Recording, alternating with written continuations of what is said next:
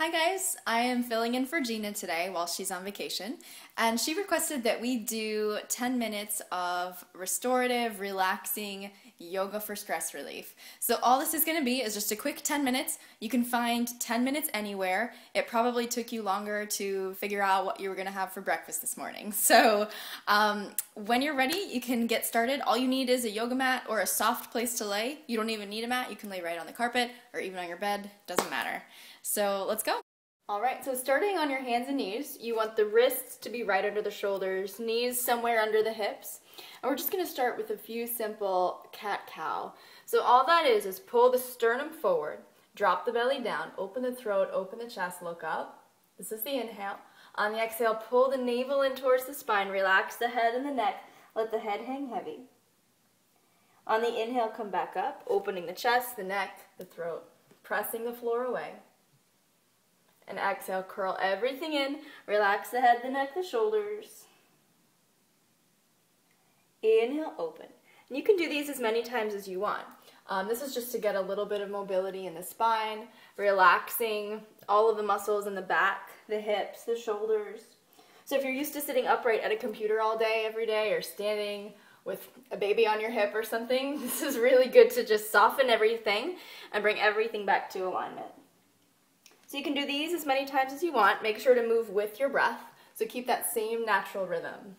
Then we'll come back to that alignment that we started with, wrists under shoulders, knees under hips, and we're gonna circle the rib cage. So I would tuck your toes under just so you have a little bit more stability. Spreading the fingers wide, we're gonna isolate the ribs. So shifting your weight into the left hand, curl the ribs up. So you're arching the left side of the back, relax the head and the neck, and then comb that stretch over to the right, arching the upper back. Press the ribs back down so you make a full circle with the rib cage. So pulling left, relax the head and the neck, pull right, and then circle all the way down. So if you kind of imagine that you're in a bowl, or a balloon, If you're in a balloon and you have to touch all points of that circle with the rib cage, it's kind of a good image to kind of get the feel for what you want to be doing. So do one more circle. Again, this is one you can do as many times as you want, but you want to go the other way too. So circling right, opening the shoulder, relax the head and the neck, pull it left, circle back down. Inhaling as you lift, exhale when you press down. And do one more, and then bring it back to neutral. You can take the feet together, the knees apart, sit back on the heels. Pressing the chest down between the thighs, so you just want to kind of snuggle the ribs down between the legs. Relax the chest, the forehead down to the floor. And you can keep the elbows bent a little bit. You want it to be comfortable, so keep that in mind when you're doing this type of thing as well. So spread the fingers wide, relax, breathe. Taking one more breath, we'll come back up on the inhale. Tuck the toes under, line the knees up back under the hips, spread the fingers wide again, press into the hands, and we'll sit up and back for a nice stretchy down dog. So walk the hands just far enough ahead so that they're under the shoulders. Lift the tailbone high, and you can start to walk the feet out a little bit, so just pedaling out the legs, stretching the backs of the legs, the calves, the hamstrings. Ears should be somewhere in line with the elbows. Breathe. And then settle in. So down dog is a type of mild inversion, which is really, really good for you because it kind of gets the cerebral fluid in the brain stimulated. So it releases all kinds of endorphins, all kinds of good stuff. So from here, we're just going to come forward to pigeon. So we'll start with the left knee. Left knee will come through to the hands. Back knee stays down. Slide the hips back. So any type of hip opener is really good for stress relief. A lot of times when we're stressed, we immediately, or our bodies immediately take that on in the hips. All of that stress, all that tightness moves straight down to the hips. So it's good to just kind of keep everything open. So flexing the left heel, imagine both sits bones pointing straight down to the floor. You can sit up tall, or you can walk the chest forward. And take a few breaths here. You can stay there as long as you like. I recommend probably at least a minute or so.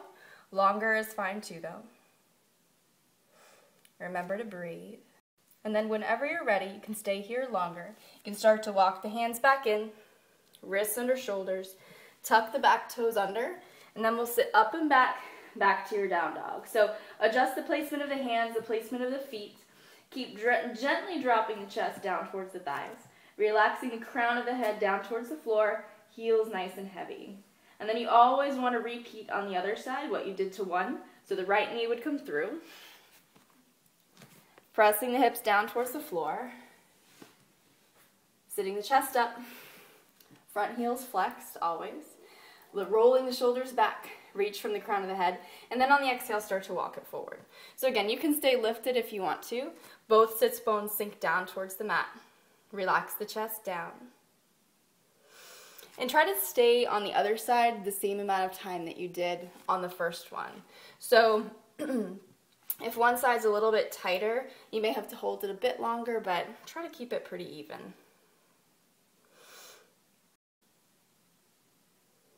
And again, as long as you want, but whenever you're ready, we'll walk the hands back in, somewhere under the shoulders, tuck the back toes under, and then we'll lift up and back to your down dog. So lifting the tailbone high, pressing the chest down towards the thighs, press evenly into the hands.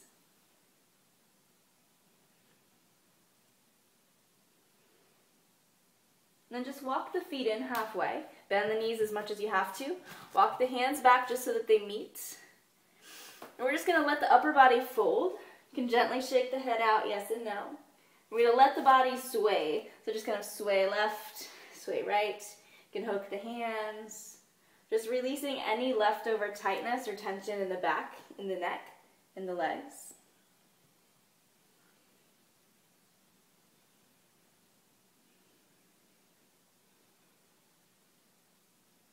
And find some stillness.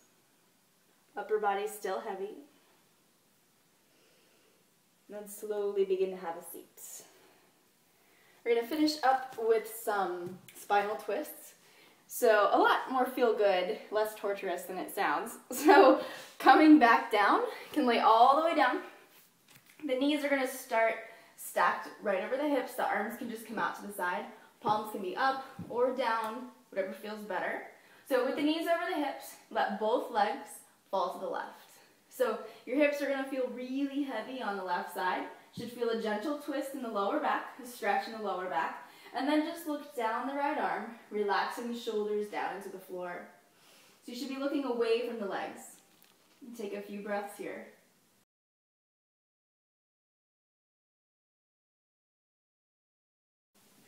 And when you want to come back, you can just slowly take the knees back over the hips, resetting everything. And then same idea, both legs will fall the other way, so they'll fall to the right. Hips are nice and heavy to the right side. You'll feel a stretch in the lower back, stretch in the spine, in the lower spine, and you can look down the left arm. If it bothers you to look straight down the arm, you can look straight up. Works just as well. So you can let the eyes close, continue to breathe, and then we'll gradually pull it back. Knees over hips, stacking everything up, pressing the navel down towards the spine. And then we're going to let the feet come down to the floor. The knees are going to drop in towards the midline, so the feet are pretty wide, knees are together. You're going to let the upper body just come down. Right hand on the ribs, left hand on the belly. And let the eyes close. And we're just going to come into our breath. So taking full deep inhales, all the way in through the nose, out through the nose.